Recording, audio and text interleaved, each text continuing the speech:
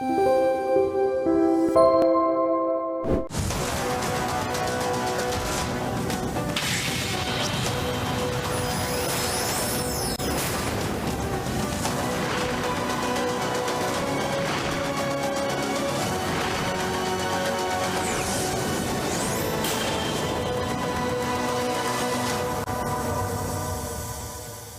and gentlemen, now let us begin the highly anticipated session, America, China, and the Future of Northeast Asia. Please, ladies and gentlemen, welcome Mr. Mike Pompeo, former U.S. Secretary of State, and Mr. Han Duck-soo, former Prime Minister of Korea. Please give them a warm welcome. Well, good morning, everyone. Welcome.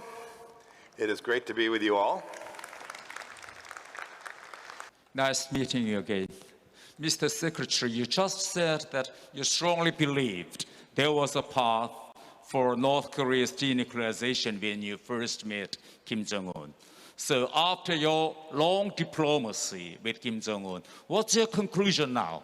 Do you think that Kim Jong-un may give up his nuclear weapons if there are good incentives which you have not tried? And my second question is, what is your best suggestion to Biden administration regarding North Korea? Thank you. My experience with regimes like the North Korean regime is there aren't enough incentives in the world to convince them to change their mind.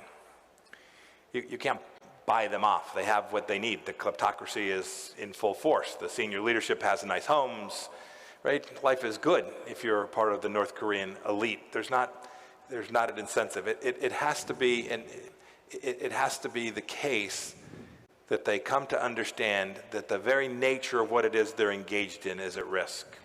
And so whether that's the sanctions efforts or the continued capacity for our militaries to be strong enough to respond, the capacity to build out defense systems, missile defense systems that eliminate his capacity to actually hold at risk the West.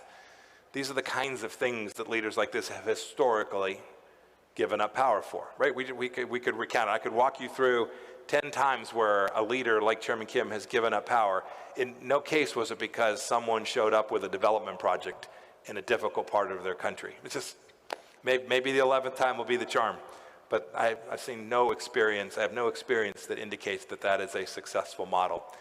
And so I also am out of the business. I don't publicly give recommendations to the folks who came behind me. They have tough jobs.